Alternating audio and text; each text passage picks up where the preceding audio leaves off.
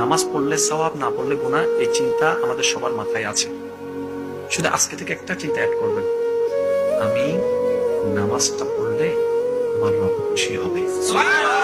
বাস এই কথাটা মাথায় রাখবেন, আমি নামাজটা পড়তে পারলে আমার রব খুশি হবে, আমি ওযুটা বানালে আমার রব খুশি হবে। আপনি শুধু এই চিন্তাটা একটু মাথায় নেন, এই চিন্তাটা একটু মনে নেন যে আমার রব খুশি হবে, তারপর আপনি নিজেই দেখতে পাবেন ওই কাজের মধ্যে আপনি 1000 গুণ বেশি স্পিড অনুভব করবেন। আপনি যে বলছেন না আমি চাই কিন্তু পারি না, আপনি পারবেন।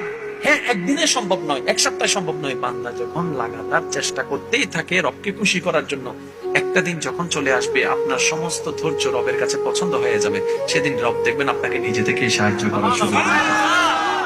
কিন্তু একদিনে হবে, একদিনে হবে, এক সপ্তাহে হবে, চেষ্টা করতে হবে। আজকে থেকে মাথায় কি বসায় রাখবেন, নামাজটা পড়লে আমার রব খুশি হবে।